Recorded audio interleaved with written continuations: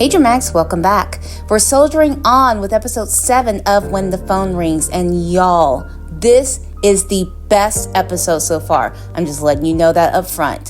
So with that, we're going to dig right into this. But before we do, as always, there's going to be spoilers here, so watch on if you've already seen episode 7 or if you still just don't care. First, we start off with a trio of kids in the backseat of a car that is being driven by their nanny. It's Hong-Ju, Hong-Ina, and their little brother, laughing and giggling. They had just gotten done with the amusement park that day. That laughter soon stops when a truck T-bones them on the driver's side, the side of the nanny and their little brother. The camera pans over the accident and everyone's knocked out. Hong-Ju is at first but soon comes around, and she's the only one who immediately does. She looks over to Hong-Ina, who is passed out and blood is oozing from her ear. She calls on her sister and little brother to wake up while the sirens blare and are coming closer to the accident. The paramedics come and take both of her siblings out of the car. Then the camera sharpens on someone who is watching off to the side, and it's the older Hong-Ju who is looking on as little Hong-Ju is left alone in the car, saying that she's there too, essentially begging them to come back for her, to not neglect her. Older Hong-Ju begs for her younger self to speak up louder. Then we cut to that infamous scene of her mother in the hospital room saying how her sister is deaf and that her brother is unalived and that she has to keep silent. And it's interesting the change of words that we hear from episode 3 versus what we hear now at this scene. Older Hong-Ju is outside the room begging her younger self again to not remain silent, to speak up, to tell the witch that little Hong-Ju does not want to do this. But her younger self, of course, agrees to not say a word, which disappoints our older Hong-Ju. And as she sits and cries, the lights dim, then we hear someone call, "Hong-Ju!" and a light shining in her face. So it transitions back to where she is, injured in the forest. She awakens from her dream where Pak-sun is still on the phone calling her name. She says his name internally, but with one desperate shout for her, he turns his flashlight and spots her. And just to mention, my favorite song, See the Light, starts its chords in the background as he shines a light on her. And she says to herself, "Right, there was you," before she passes out. And she is in and out of consciousness as he scrambles to get to her and eventually carries her on his back and hustles her out of the forest. So there's some flashback scenes on when they were little, along with the voiceover she does. The one of him giving her sushi and the other one saving her from the dog. And she says during this time that when no one else cared for her, he was the one who noticed her. When she was scared, he saved her. Even when she said nothing and didn't cry out for help, he was the only one who listened to her. Hong-Ju heard him say, even subconsciously, that he liked her. But why couldn't she say that herself? That she feels the same way, that essentially she likes him too, or loves him, likes him. She's at the hospital now and she's shedding tears, which he wipes away. And she finally wakes up and Pak-sun says her name and asks if she's okay. And he asks if she can see him. And the camera finally comes into focus from her point of view, where we see a worried Pak-sun, eyes red-rimmed and still filled with tears as he's hovering over her. And he tells her, "Wait, I'll get the doctor." He gets up, but she holds on to him and she tells him, y'all, she tells him, "Don't go." When he turns around to face her and he sees her say again, "Don't go." Oh my gosh, again, this is going back to the whole talking thing with her. That despite her being able to talk to her father, a man who cannot communicate with her back 100%, and of course her speaking in front of the police and the kidnapper due to the stress, the only person she truly ever wanted to talk to was Pak-sun. And it seemed like he was the only one she ever felt truly worthy of her words. And he can't believe it, especially after all his imploring for her to talk. She finally has done so. And even though he had mentioned that the world wouldn't end if she started talking, hers almost did. And his world almost ended too if he had lost her. Grasping her hand, he lowers himself to kneel beside the bed. And he says, "Okay, I won't go. I won't go anywhere. And it's okay now." And our babies are both crying. It's so good. And I didn't realize I would get emotionally punched in the throat in the first 5 minutes of this episode, but here we are. And it's been worth every second so far. So in the next scene, we have Park Sr. question about the accidental fall. His PR guy confirms, yes, that it happened during the company retreat, that someone fell on a hike. Park Sr. says, who? The man says it's a new presidential sign language interpreter, but since security was tight, he couldn't find out who it was. So Park Sr. is wondering, why did they fall? Were they drunk while hiking? And it's not for the safety of the person he's worried about. No, it's the optics. The media are already going to have a field day with this. And it's already starting to be a circus considering the number of phone calls from the different reporters that Park Sn was getting while he was out looking for Hong Yi-ju. Park Sr.'s guy is like, look, I don't think that's the case, but Park Sr. is on a roll, admonishing his son for making things worse on his end instead of helping him out on his campaign like he wanted him to do in the first place. And he's like, how could that punk let this happen at such a sensitive time? Oh sure, like your son shoved that person off the cliff. And his guy's like, pardon me, sir, but maybe this wasn't an accident. That intrigues Park Sr., who encourages the man to keep going with his theory. And the man says that instead of the presidential spokesperson, how about focusing on him being your son and making it look like something a lot more political? And he whispers what he means into Park Sr.'s ear. When Park Sr. is up there picking up what the man's throwing down, he asks him to go ahead and prepare a script. So Hong Yi-ju is being loaded into a CAT scan machine, and she wonders at her speaking up to Park Sn, but she rethinks back to the conversation the night before when he asked 406 or her to try and find the first aid kit. She says even though he said 406, it felt like he was speaking it to her, because he was. And she's like, he's not an idiot, so there's no way he doesn't know. And I'm like, no, he is not an idiot. He just had an idiotic reason for not expressing his love to you from the start. But also, Hong Yi-ju wonders at him never saying anything if he already knew. So the technician who takes her to the next room for an x-ray tells her where to stand, place her hands, etc. And she's pondering that it is the reason why he's not confronting her about all of this right now is because she's still a patient. That the minute she gets discharged, will he hit her with divorce papers? And she has this dramatic imagining about him doing just that, like in a very soap opera-y kind of fashion. He pretty much hits her with the divorce papers and tells her that she has to cough up that 2 billion won, along with him kicking her out of the apartment, and he is unable to stand the sight of her. And he also takes back ever liking her, which we already know that will never be the case. He will love her till the end of time. So the technician brings her back to reality, asking her not to move while he's taking the x-ray. But while that happens, she's like, wait, where's the phone? Well, Park Sn is having a little discussion with Park Do-jae, and he finds out there's no footage. Park Do-jae says that yeah, he checked the entire trail from entrance to summit. Still, there was no one who could be identified as a suspect, and there was no camera where the accident occurred. Any witnesses? Park Sn asks. Park Do-jae says that they've been gathering statements, but the scene was so chaotic and crowded that day. But how's Ms. Hong Yi-ju now? Park Sn says she's being examined, and as of now, there's no major issues. And Park Do-jae says, what a relief, but the police are waiting for a statement. Park Sn doesn't want the police to know she's awake yet, but will get a statement from her. And he asks, her identity is being fully protected, right? Park Do-jae confirms it, and we're seeing that secret guarded since Park Sr.'s guy couldn't get any information on who the victim truly was. So Park Do-jae has been doing his job and keeping all that stuff under wraps. So Park Do-jae also wonders why the kidnapper went after Hong Yi-ju. Park Sn speculates that it's probably because they were after him and missed their shot, or really what they were trying to do is hurt him by hurting her. He wonders about the other thing he asked Park Do-jae to look into, and Park Do-jae says he's checked it before handing Park Sn a bag. In it is the modded phone.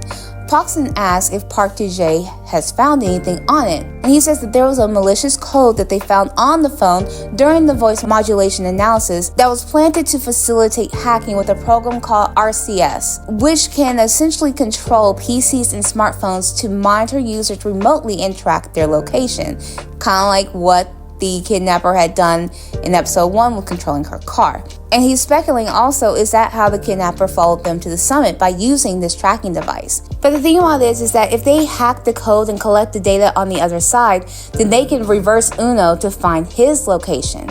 And how long will it take? Poxon asks. And Park Jae says, at most 2 or 3 days, but he'll try and be quick about it. So after this, Poxon is zipping up the backpack Hong Hee-ju had in the forest, but stops fiddling around with it when she's brought back to her room. Poxon tells the nurse that she can go. After she leaves, Hong Hee-ju remains in her wheelchair as Poxon approaches her, and I'm sure she's just not clear on what he will say, but he asks her, why is she being so tight-lipped now? You had no trouble speaking earlier. Are you going to stop talking again? She doesn't say a word. Maybe because it's just weird to start conversations when she's hardly had them with him. But Poxon then moves, coming to pick her up out of the wheelchair. He carries her over to the bed, hesitating to put her down, and he says he likes it. He likes feeling her heartbeat. See, my heartbeat just took off at him saying that.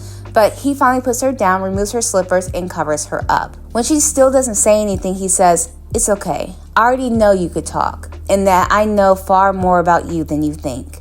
406, which gives a wide-eyed expression from her. He waits a beat, kind of like goading her a little bit before he responds on with, he told me your location. He might have been the one who pushed you, but also he helped me find you too. So I'm torn. Should I capture 406 and hand him over to the cops, or just forgive him? Oh, that forgiveness thing popping back up. And the thing about it is, he's already long since forgiven her. She just didn't realize that in the last episode, that that's exactly what he did. Then Hong Hee-ju attempts to start saying something, saying that the truth is, and she gets cut off by Poxon, who asked her if she saw that. What they see is that there's a sign which calls for the patients to get absolute rest, which he says that she should be doing exactly that right now. There's so many things that he does want to ask her to feed his curiosity, but he won't ask right now. So the most important thing for her to do is rest. And she asks him about her work, and he says, you're on sick leave, so just think about getting better. That's the only thing you should be concerned about. And he'll just be away for a few hours though. And since her old phone got trashed, he gives her a new one. And he tells her to call if anything happens. And he was just like, do you got that? And she nods. And he's like, no, I want to hear it. Because he hasn't heard her speak in 20 years. And so he's going to relish every single word that she speaks. And so she says, okay. And he leaves. But the first thing she does when she's able to get out of bed is search through her backpack, and buried deep within it is the modded phone. So she's wondering at her still having it. Did he not see it? And she thinks to herself that all this time in using this phone, like I had said before, that she was trying to use it to escape him, but despite who it came from, it was still instrumental in connecting them. That something that had the potential to destroy her saved her and their marriage. So the next scene, we have the witch having a spa day. The esthetician compliments her on how she doesn't have any neck wrinkles at all, but it doesn't matter. The witch can see them and she wants them tended to. So the esthetician was like, oh yeah, your daughter is here. Did you see her? So the witch was like, really? She's here. So then the witch is escorted to the room where her daughter is, and the door is barely closed before she is up here fussing. And she says, what's gotten into you? You never listened when I told you to come. Oh well, there's something I need to ask you anyway. So Poxon seems to care about you a great deal. What's your secret? Oh, you mean her secret? I don't know. Maybe your daughter isn't a terrible person unlike you. But the witch speculates that maybe it was the work outfit that she provided. In other words, the lingerie that she had provided for Hong Hee-ju. And she seems thrilled at the prospect that her machinations were working for her daughter. And then she says, get up, you brat, and pulls her daughter up. But it's Hong Hee-na wearing a mask, and it's one of those paper masks. So the witch goes on to keep saying, you know, you should be thanking me. Now, do you get it? That a man needs a woman's touch. And she gets shooketh when Hong Hee-na rips that mask off. And then she's like, what are you doing here? Hong Hee-na comments with like this smile, like, oh, it's been a while. How have you been? The double shock also now that her stepmother knows that Hong Hee-na can both speak and hear. So we have another scene shift to Park Sun driving. He gets a call from Park Tae-jae and he lets him know that he is on his way. But Park Tae-jae is like, no, that's not what I'm calling about. There's something I need you to check out right now. What is that?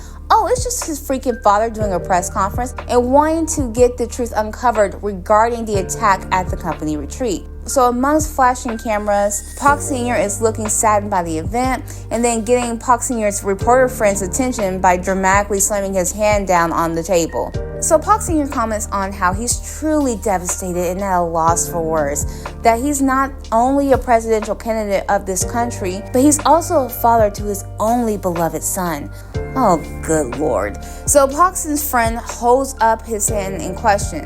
He's like, so what you're saying is that you believe the fall at the spokesman's office retreat could be considered to be an act of political terrorism instead of an accidental fall? Is that what you're trying to say? And Park Sr. is like, I don't want that to be true. Oh, no. Because how could this be a random accident? And Park Sun's reporter friend was just like, according to the reports, nothing has happened to the spokesperson. And Park Sr. was like, and how fortunate is that? And it gets all the people clamoring in the room about that. Park Sr. continues that he knows it's a great tragedy for the presidential office staff and the victim's family that's affected by the accident. And he sincerely wishes for their swift recovery. But it needs to be determined whether it was an attack aimed at the spokesperson or an accident involving a staff member. He urges for a thorough investigation to get to the bottom of this. And now the presidential office is being swarmed with phone calls about the incident, where the staff is telling them that they're still trying to investigate whether it was an accident or not. When Kang Young-woo comes unleashed to someone on the phone regarding that this was a matter of a person's life, Park Sun comes to literally unplug from the madness. And he's like, look, this is what we're about to do. From now on, our office will only say these 3 things and keep repeating them. 1, we're verifying facts. 2, we're finalizing our stance. And 3, the press release is tomorrow. Kang Young-woo is like, we're not doing it today? No, because there's a possibility they'll be having a rash response, kind of like what Kang Young-woo had on the phone a minute ago. And it will only feed into misunderstandings and speculation. So they'll act with confirmed information, which they'll get by the end of today. One of the ladies asked, well, what should we do? Park Sun directs Kang Young-woo to keep the victim's personal information protected and not leak it. And that they also need to send a confidentiality notice to the other departments. But Kang Young-woo comes up to Park Sun saying that we haven't worked with her long, but Hong Hee-ju is our colleague. And Park Sun doesn't have to explain anything. And it seems like he just wants them to hide it, cover up, and conceal it. You know, that's essentially just like his relationship. But Kang Young-woo is like, but we're worried about her too. Is she okay? Did she wake up? Is she eating? You know, basic human worry about someone else. And you can tell that Kang Young-woo is eaten up about this. I'm declaring it too, the man's an empath. It just seems like he's very emotionally attached to a lot of things and empathetic. So Park Sun does take some time to assure everyone that she's safe, and luckily she wasn't hurt much. But Park Sun was sure that they were all worried, and he apologizes for causing concern. And Kang Young-woo was like, then what's up with the press conference your father just put on? And Park Sun's like, yeah, I'll get to him.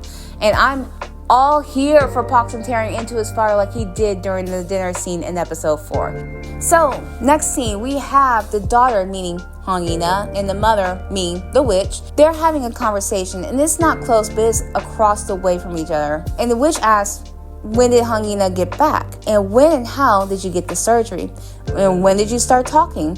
Hong Ina brushes off the questions like, what's with the rush? Don't you care about how I've been? Of course not, because she's a witch. The witch says, your father's probably curious about that, but she does ask Hong Ina flat out, what are you up to? Hong Ina is like, no need to worry. I didn't come here to become the future president's daughter-in-law. The witch laughs, saying that you can't have it anyway. Hong Hee-ju takes after me, after all. And she essentially is alluding that Hong Hee-ju used her goods to secure Park Sun, which we know she secured him with her goodness, not her goods. And the witch also goes on to brag at how Hong Hee-ju has Park Sun wrapped around her finger in these 3 years of marriage. Really, he was wrapped around her finger long before then. And Hong Ina is like, oh really? You think he'll still be that way when Hong Hee-ju finds out the truth about him? And the witch was like, what? Hong Ina, I know you already know. You're the one who dropped that hint the day before the wedding. So we get a flashback 3 years prior. Hangina comes into her office and she works at the Changwon Art Center, which I am, of course, guessing that this is an offshoot of her father's conglomerate. And she has an envelope sitting on her desk addressed to her. And it's a piece of paper with some damning facts about Pokson. And Hangina says that you're the one who sent that to me to scare me off into ditching the wedding. And the witch is like, what are you talking about? What did you get before the wedding? And Hangina is puzzled. So it wasn't you. The witch is pretty much like, it doesn't matter, whatever it is, I don't care. It's the past, so let's not bring it up. After all, her daughter is the one who's married to Pokson, and that's what matters to her. So she tells Hangina, if you're here to cause trouble, then keep your profile low. Don't provoke your father right before the election. And Hangina's like, I'm not here to cause any trouble for Heeju, but only to help her.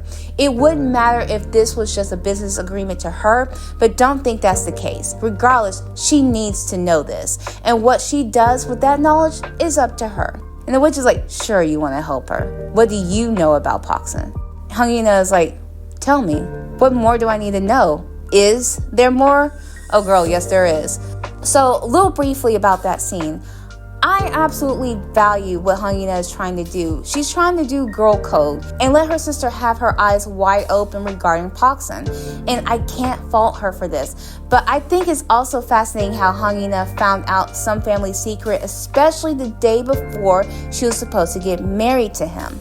So it makes me wonder who sent it. It might have been the puppet master who was already at work 3 years ago. But you know it would be also awesome if it was Pokson himself. A little bit of doubletry that would spook Hangina enough to run so he could be with Hong Yi-ju like he's always wanted to be. Because the thing about this, it worked. She ran. And he ended up getting the girl he wanted. But as for those family secrets, girl, the hole is deeper and wider than the Grand Canyon. And speaking of which, Park Sr. with his team sees that the press conference did as they wished it would. The public is showing sympathy and support as expected. Even still, the spokesperson's stance on this issue has yet to be clarified. Park Sr.'s PR guy recommends him to align his positions with him. Park Sr. agrees, but it's still weird that Pokson has been quiet, and he thought he'd hear from him by now. That's because he's on his way to pay you a visit. And sure enough, Pokson comes opening the door to his father's office. His father asks for his crew to leave, and after they do, Park Sr. is like, at last you've come, Mr. Spokesperson. How are you? Were you hurt? Pokson says no. Thanks to my father's heartfelt tears and concern, Park Sr. says that the mood is set. Just go with the flow and don't veer off track. And Pokson's like, no. You're the one who's going off track, not me. Unless you want to be countered, you should stop right here. Pokson was like, countered? By who? You? And Pokson continues to warn his father that this is his sincere advice. Don't stir up this matter any further. His father screams at him, calling him ungrateful. Well, an ungrateful bee, but ungrateful. He comes up to his son, saying his name, asking who gave Pokson his name. The title of being his son and the grandson of the chairman.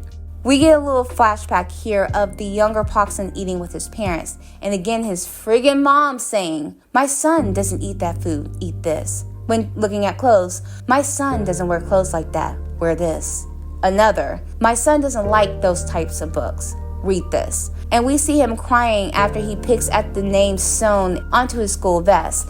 A name that wasn't his, an identity that wasn't his. And I also remembered that 2 episodes ago in flashbacks, the camera also focused deliberately on his name tag sewn onto his school clothes. So there's so many parallels to him and Hong Yi-ju that both of them growing up were inside their own personal hell. Both were placed in boxes to fit a mold that wasn't for them, but they were forced to comply. But sure, our current Pokson is a testament to his resilience in surviving so much from his childhood. But one of the things he didn't ask for was for his name or the title that came with it. He didn't acquire it because he wanted it. And he tells his dad to stop shoving it down his throat because he's on the verge of throwing it up. His father doesn't respond, but only wants to know, who's the staff member that fell? Are they legit? Are you sure they're not a mold being planted by those? And Pokson is just like, stop right there. It's family.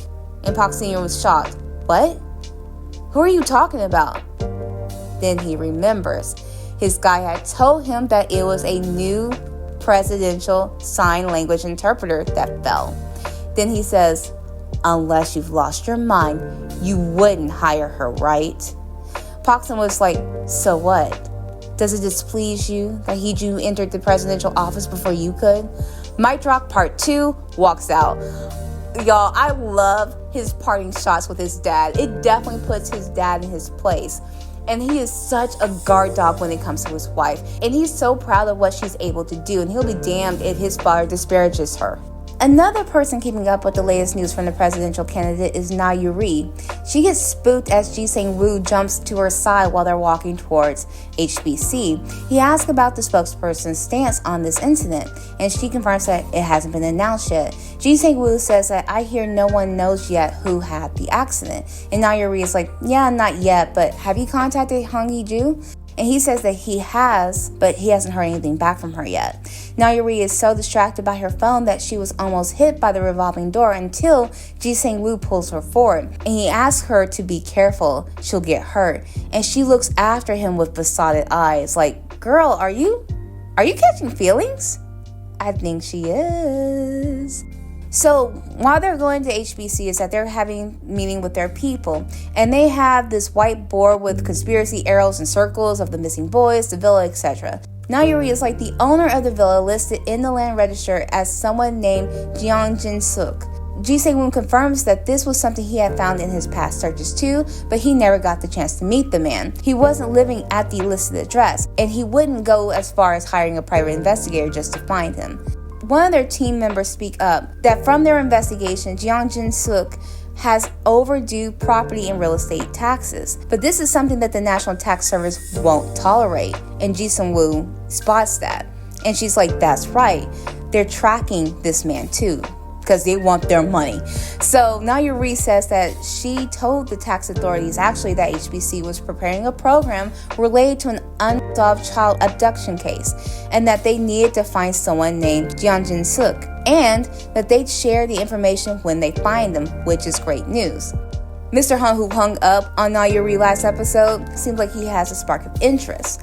And so she's like, oh, I thought you were ready to pull the plug on this project. He's like, nah, that was before I heard about the twins. Like, now it's exciting. And so Na Yuri asks Ji Sang-woo about him asking around to his orphanage friends. Does anyone know the twin? And he confirms that he is still looking. And then as the audience, we see what he has been working on or drawing. And it's a piece of something, which looks to be a part of a very big dragon ring that the chairman happens to have. So Hong Hee-ju has a nightmare of being shoved off the cliff, stirring her awake. And she asks if this was him, if this was a kidnapper. So apparently she has no idea who did it. She gets a text alert from her phone. Paxton says that he's on his way and asks her if she needs anything. She says no. He prompts, well, you want anything to eat? She asks for tteokbokki. And he says, nope, not anything spicy. She's like, okay, fried chicken then. Nope, not anything greasy. Then anything sweet? Nope, it will raise your blood sugar. And she's like, are you just going to say no to everything? Is he teasing her? Then she sends him a message while he's sitting at a red light. And as soon as that thing is green and he sees what she has sent him, it is pedal to the metal and he's flooring it. What is it that she had sent? She asks him, when will you get here? And he's like, right now. I'm coming right now. So he brings a suitcase full of clothes and blanket for her, and he compromises on the sweets part, but it has to be fruit. And she's like, well, these haven't been washed. And even he says, are you saying that to me? Like, I need to go wash it? But he's a dutiful husband. He does get up and wash the grapes off for her. And then she asks him, like, when did you go home? He says, on the way here. But he had to go and stop and get some stuff for him, too. And she's like, why did you bring it here? He's like, well, family members need certain items for the hospital stays, too. Why, are you only thinking about yourself? And she's still hung up on the idea that he's sleeping there. And he says, we've already slept together last night. Also, a couple nights back, too. I'm sure, like, sleeping together beside her in the hospital room once they got there. But also, a couple nights ago when they were sleeping in the foyer on that hard freaking floor. And she's shocked. Like, wait, where did we sleep together? Where is he going to sleep tonight? On the couch? On the bed cot? or wait, on the bed with her. And she's hearing water running, and it seems like he's taking a shower. And she's like, why is he? No, wait, he can shower. It's a normal human thing to do, but I guess it's just the fact of she's starting to get a little flustered, and she's already just like, what am I thinking about? And I'm like, girl, I can give you a few ideas on what you started thinking about. To think about, it's a lot more intimate being in this room. He is right there with only the bathroom door between them, and he's not halfway across their apartment with her suite door separating them. And so, like I said, this is bringing a whole other side of intimacy, and they are like really close quarters. And which for us, we're like, it's about time. We're about halfway through this drama. Y'all need to make some moves already.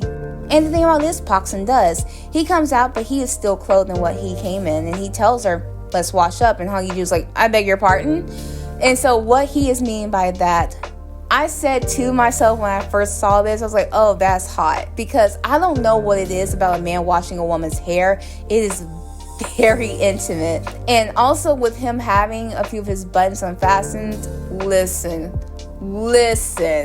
But he is a diligent husband. It's not any kind of seduction thing. This isn't like the forbidden flower or anything like that, but he does ask her, like, how's the water temperature? And then she kind of looks at him, and he's just like, well, they always ask you that at the salon when they wash your hair. Is it too hot? And she says it's okay. And they're using her wheelchair as the salon chair as he washes her hair, and there's a towel underneath her head as she's bending it back into the sink.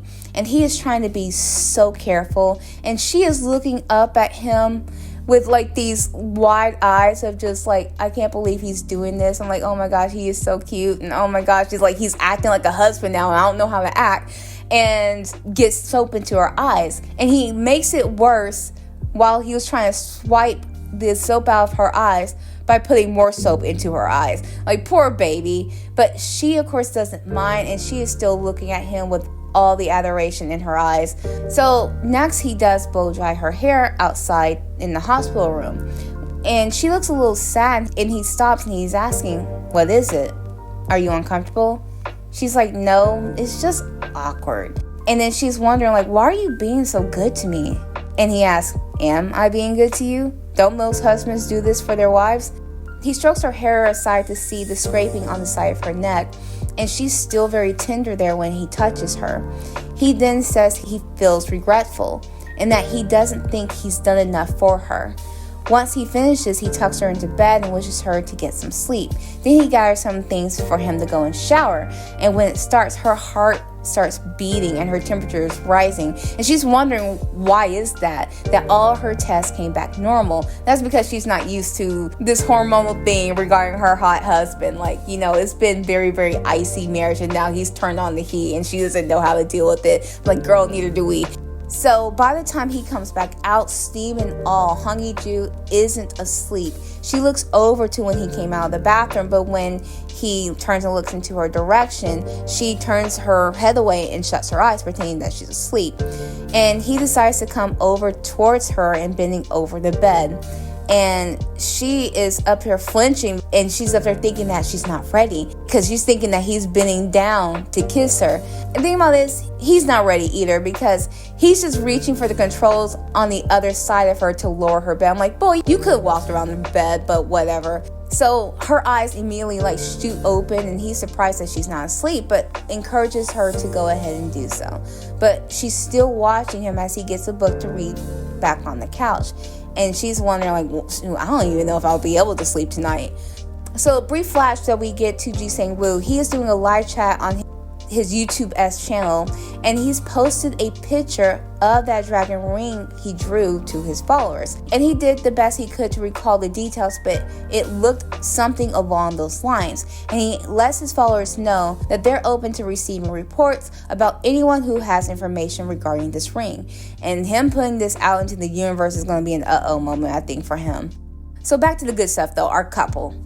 Honeydew is asleep. She wakes up and looks over to see a laptop open, but no husband. She's wondering where he went, so she grabs her new phone to call him, but he texts her instead, saying that he's waiting for a call. Her call? She glances at the clock on the nightstand. It is 10 o'clock. So she calls him with the modded phone, Paksun says, "Who knew the day would come when I'd be happy to get your call, 406? Hong Yi-ju asks if he was waiting for her call. It's like, "Why are you happy to get it?" He says, "I don't know. Thanks to you, I can find Hee-ju." And she asks, "Aren't you curious as to how I knew to tell you?" Paksun says, "To tell the truth, I know a lot about you, 406. And what all does he know? He says that you're in your mid to late 20s, a woman. And oh, that gets her to panic a bit. How did you know that?" He keeps baiting her and asks, "Are you pretty?" She's astonished at him asking that. And she's like, "Why does it matter if a person threatening you is pretty or not?" He says, "I just have a feeling you might be." Men. More like, Paksun. But he confesses that this is nice. And she's like, "What's so nice about it?" Essentially, it's nice that he gets to talk to her on the phone like this, just like they always do. It makes it feel like nothing ever happened. It's peaceful and nice. And she's like, "Oh, peaceful and nice? Hong Yi-ju was on the brink of not being here anymore, and that's peaceful and nice?" He doubles down with, "What are you wearing right now?" I can't with him. He needs to stop. But he says, "I can't see you for myself, so I want to imagine it." And this has her floored. And she's thinking, why on earth would he want to imagine her like that? The freaking lunatic. And he's like, "From what I imagine, you have a delicate frame to match your voice with a fiery personality to go with it."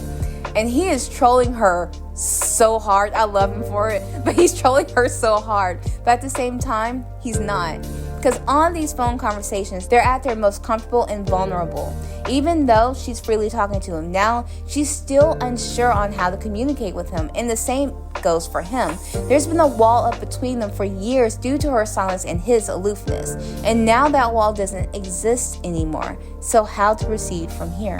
She asks, "What are you doing right now? Are you flirting with me or something? Hello, you're a married man." And he says, "Hee-ju is probably asleep right now." And she gets so mad about that, but he's like, "You know what? It seems like you're not fully ready yet. So let's get closer later. But for right now, I want to propose an offer." And she's like, "An offer? What do you mean?" He's like, "Join me.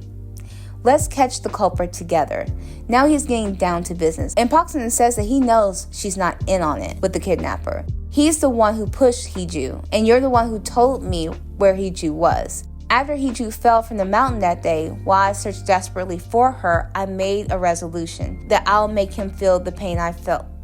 No, the pain Hee-ju felt 100 times over.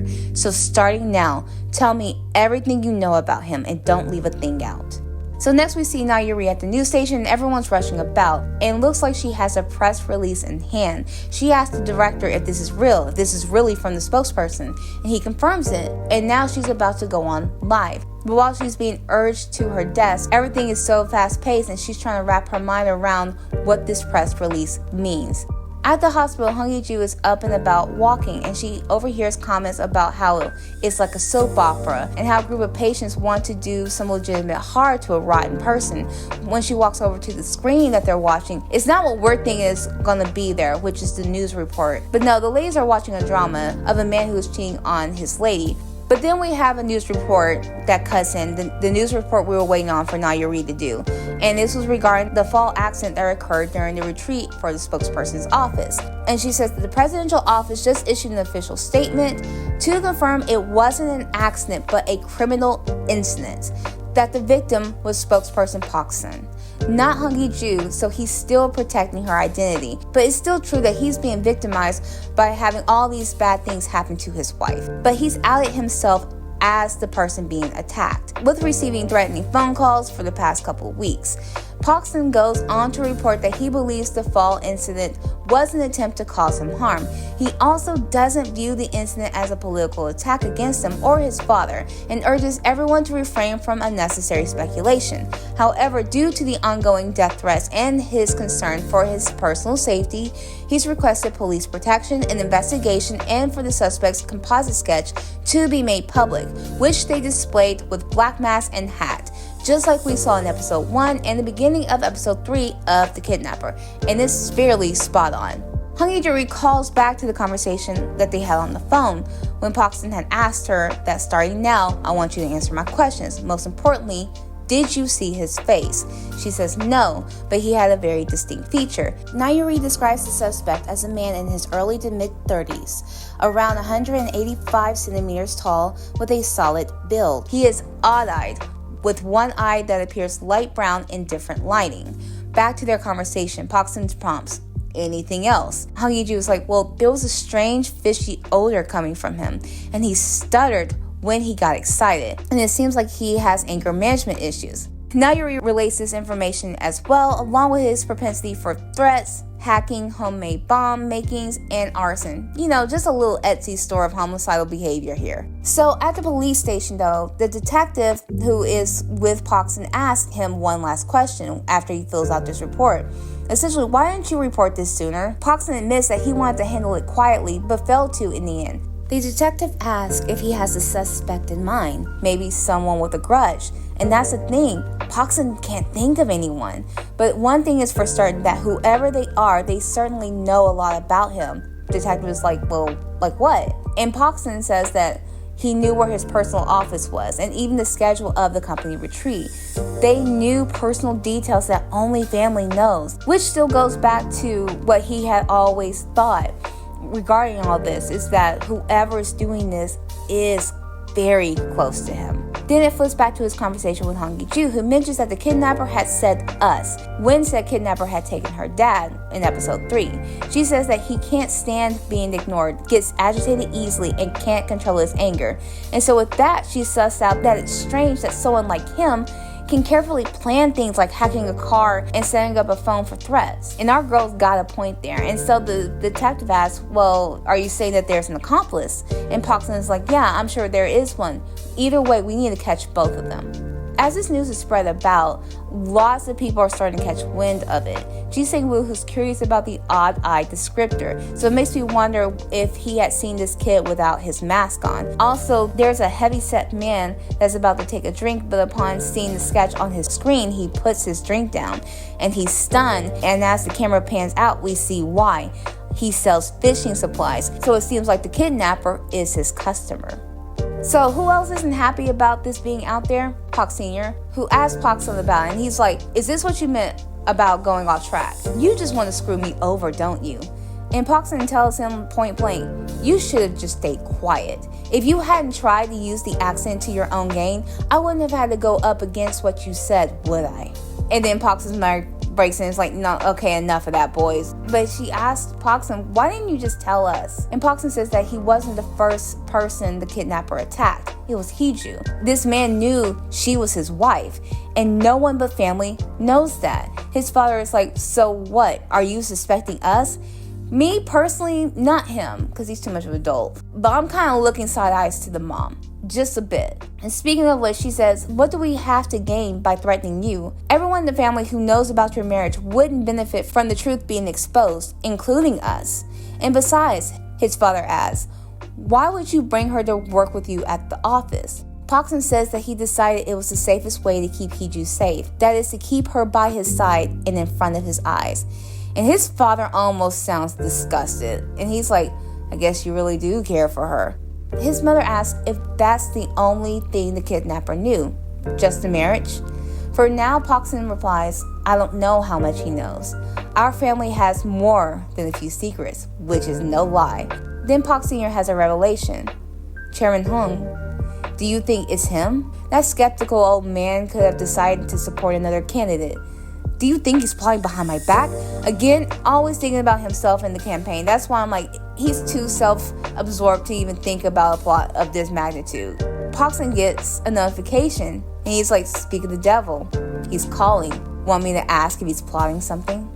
The kidnapper is also listening to the news report about him. His first reaction, naturally to throw things. Second was to text the puppet master. The kidnapper tells him that you're the one who pushed her, but my face is the one who's exposed. Why did you try to kill Hong Yi-ju? Isn't Paxton our goal? The response from the puppet master, Hong Yi-ju doesn't seem to want to get divorced. The kidnapper is like, so? Puppet master says, I wanted Paxton to feel what it's like to lose someone precious too. The kidnapper says, but Hong Yi-ju didn't die. Now what? We're about to get screwed. Bump that. I'm about to get screwed. The puppet master says to try and get the modded phone back. So, okay, plot twist. I wasn't sure in episode 6 who had actually pushed our Hung Ju, but now we know he wasn't there. I'm just going to put this speculation and theories at the end of this recap. Poksun meets with Chairman Hung, who asks Poksun why didn't he tell or consult him? And Poksun was just like, first I suspected you too. Chairman Hung is like, why would I do something like that? Poksun says, well, I couldn't be controlled and you didn't like that. And that strangling him wouldn't be off the table if it meant Poksun would be kept in line. And Chairman Hung was like, okay, Mr. Know-It-All, if you know so much, why did you act like an amateur today? Why would someone as skilled at media play as you step into the spotlight? This issue concerns both of our families anyway, and you had either me or your father to hide behind. And Poksun doesn't respond to that, but simply asks for the chairman to go and rest and that he'll get going. Chairman Hung tells him no. You wouldn't act like an amateur overnight. The most common, yet the most reliable method is to cover an issue with another issue. You've got the world's attention focused on you now, but what are you hiding behind you? And we already know what and who that is. So Hee-Ju is now on the phone looking at the press release of how the police investigation is now a public inquiry. And looking at the comments online, they are bashing her husband. Like, people are saying comments from that everyone has dirt on them, that his image is ruined, what was he being blackmailed for? And this hurts her, knowing that he's being bashed because of what happened to her. She's about to call her husband when she gets a call from an unknown caller, and she already knows who it is. It's the kidnapper. And then he texts her, and he's just like, hey sis, so did you see the news? Was it you? Did you tell him what I looked like? But it wasn't me. I didn't push you. And she calls him a liar out loud, but she doesn't tell him that in the text. But he immediately says, you probably don't believe me, but since you've backed out of this, maybe you should return my phone. I'm on my way. Open the door. The door starts to open, so she rushes to it to try and close it. And in the process, her IV comes out of her hand. She holds it shut and locks it while it's rattling. And she covers her head with her hands and she bends down and she's crying as the door is being rattled. Then she hears her name. It's Poksun, who with Herculean strength after a while gets the door open to see her sitting terrorized at its threshold. And she gets up and hugs him, and he hugs her back, asking what's wrong. Did something happen? She almost passes out, but he catches her. He asks with high concern, are you okay? He looks and sees the blood on her hand, bleeding from her IV coming out. Then he hits the button to call for help. While he's waiting for her to be treated, Poksun gets a call from his reporter friend, who also works at HBC, by the way. But his friend is calling to check in on Poksun. He says the voice phishing call you asked about before, is that him too? And Poksun confirms that it is. And his friend scolds him for not telling him sooner. He knows Poksun is nuts, but this is the first time he's ever seen him act crazy since then. Since when? Apparently during the conflict zone, when bullets were pouring, all Poksun was armed with was a mic and the camera. Like, he had no fear. And so his friend cautions him not to be so reckless. But Poksun says that if he stops, there will be no place to hide. That there's nowhere to hide except behind him. In other words, he can't stop withdrawing out the kidnapper because his wife's life is in danger. He's her safe haven. At least that's what he is trying to be. He goes back into a room where Hung Ju is in bed. He sits down on the edge of it, and he asks how she's feeling. She says, okay. He asks what happened earlier. Did someone come? She doesn't answer that, but observes that he looks tired. He agrees that he is. Poksun encourages her to go to sleep so he can go ahead and sleep too. After he turns off her lamp, she asks, are you not scared? He says, why? Are you? And she says, everyone's gossiping about you. Aren't you scared? And he's like, what about you? Are you scared? But she nods. And so to assuage her fears, he immediately gets into bed beside her and he holds her in his arms. And he says he's not scared, nor does he regret it. So you just have good dreams. And they both drift off to sleep. But like clockwork, literally, she wakes up sometime later and sees that it's 10 o'clock. So she gets up and nabs the modded phone, grabs a sweater, and walks out. And as soon as she does, Poksun opens his eyes, and he knew that she was already out of the room. Now it's Hong Yi-ju's turn to sit on the bench outside. She dials her husband. He picks up after a couple of rings, and she says she saw the news, but she's curious about something. What is it? He asks. When are you going to catch me? I ended up helping him after all. Whether it's punishment or an investigation, either way, it has to be done. When will you take this phone? It's important evidence. Don't you need it? And Park-sun says, if I need it, will you give it to me? Honestly, I don't think either one of them wants to get rid of this crush that they share. This has been like their open tunnel to each other to finally open all lines of communication, literally. And she says, I guess so, in order to catch the kidnapper. And he's like, how will you give it to me? Will you show yourself to me? She says, yes, let's meet. I'll come to you now with the phone. And she walks there like her life's over, pondering in her head of what expression he'll make when he sees her. That she was so torn because it might torture him even more, but that was an excuse. That she was scared, that's yet another excuse. All to avoid the moment she'd have to face him as 406.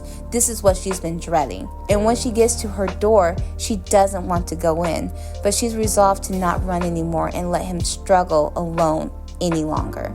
So she reaches for the door handle but hesitates again to pull it open. But she does summon her fortitude to go in, and when she does, he's not there. She calls him and asks, where is he right now? He says he has a place where he wants to meet her. So she dresses and goes there to the amusement park. She calls him and Park-sun asks if she's arrived there, and she tells him yes. But why here though? He asks, have you been here before? She had. The day this park first opened was the day of the accident that changed the course of her life. Even in the Hung House, amusement parks became forbidden, and he asked her to come meet him at the carousel. When she gets there, a park employee greets her and asks if she wants to enter the ride. And she gets on one horse as the carousel goes round and round, and she looks for her husband. And instead, she envisions her younger self and her sister Hangina on the ride, and how she looks so innocent and carefree and happy, of course, before all of this bad inevitability happens. And she sees her younger brother and their nanny waiting outside the fence line, and young Hong Yi-ju is waving at them. And after the ride is done, she calls him, and she still doesn't see him. Where are you? He says he's by the ice cream stand. And she goes there, gets an ice cream cone, but again, there's no Park-sun.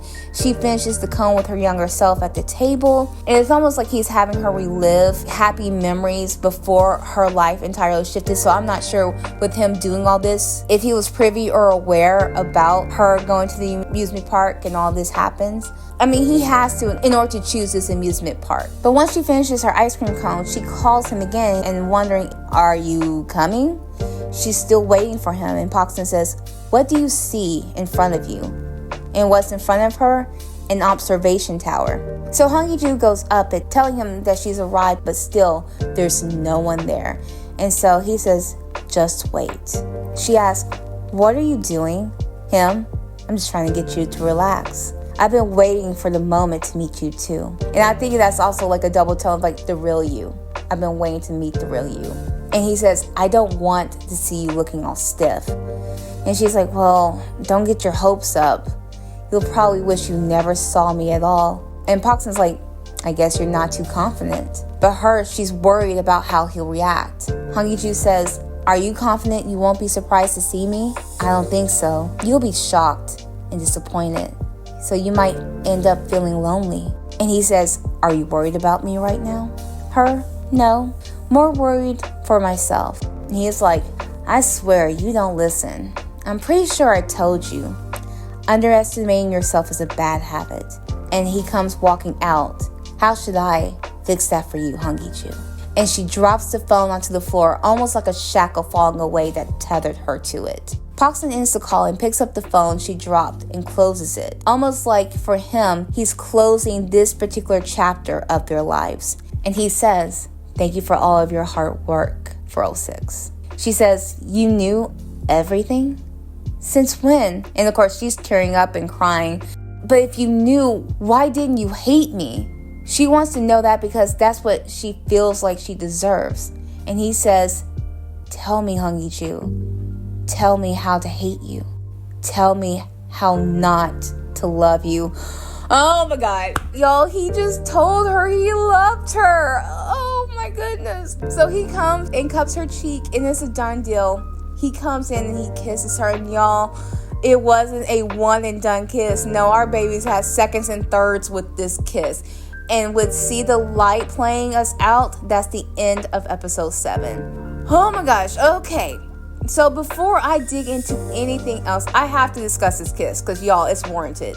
So I will have to say straight up, no chaser. This kiss belongs on my podium of one of, if not the best kisses I've ever seen in dramas. And I've seen a lot. And I've seen a lot in degrees of fish kissing on up to like hot and passionate. But good Lord, this was amongst the best. And it's not just because of the mechanics of the kiss, but that alone itself is thrilling. The slow savoring of each other at this moment. Yeon Suk is literally feasting on Chai Soo Bin's lips like, hello? I have been replaying that scene over and over again constantly, and I am unashamed. Because this kiss felt like it was literally years in the making, 20 years in fact, and our babies have yearned for this moment for so long.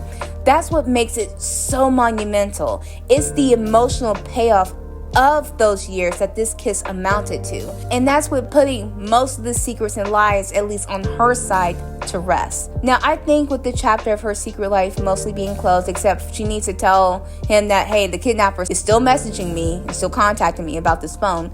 But it looks like we're about to shift the remaining series to Poksum, because the bigger picture with more pieces involved is from his side of the family and all of his family secrets. So I was already premature when I declared 5 minutes into watching this episode that episode 7 without a doubt is my favorite episode so far, like I had said at the top. And I mean this as a whole, so I don't know if any of the other episodes will top this one. But what I've called this episode is a reveal and heal one, especially when it comes to our couple who has finally been made whole and complete for the most part, at least with each other, if not still need to have some individual healing on their own, especially Poksum. He still has some things we need to address on his side. So the reason why I do call it a reveal and heal episode is that not only did Hong Ye-ju get healing treatment from the fall, she's also alleviated from the burden of keeping this secret identity as the caller.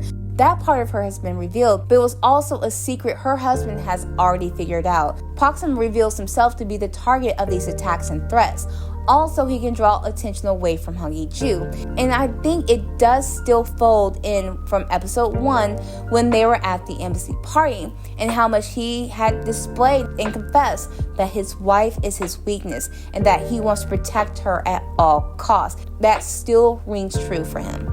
And it's evident in this last episode of how he was beside himself with worry over her, even if it meant drawing more attention to himself, as highlighted in this episode, so that Hong Ye-ju can quote-unquote hide behind him as he shields her from scrutiny and further harm. Both of them reveal their love for each other this episode. Hong Ye-ju alludes to this in the first part of the episode, but never actually expressing, I like him, but that's what she was leaning into. But Poksum essentially tells her that he loves her at the end before their kiss. I think it's so forthcoming that this icy exterior of his melted and that he was the first one to come and confess that. I think that was like such a great, strong, not necessarily makeup for all the years of neglect that he's done, but a strong showing on his side where he's like, I almost lost you.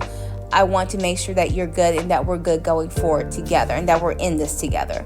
So one question I have is if Poksum will disclose anything to Hong Ye-ju about what all he endured, his childhood, his family secrets, etc. But knowing him and wanting to play up being this mighty shield, will probably want to protect her from everything. So at this rate, it might be Hong Ye-na that beats him to the punch in telling her sister everything. Anyway, it will be a lot more dramatic that way if Hong Ye-ju also confronts him about that.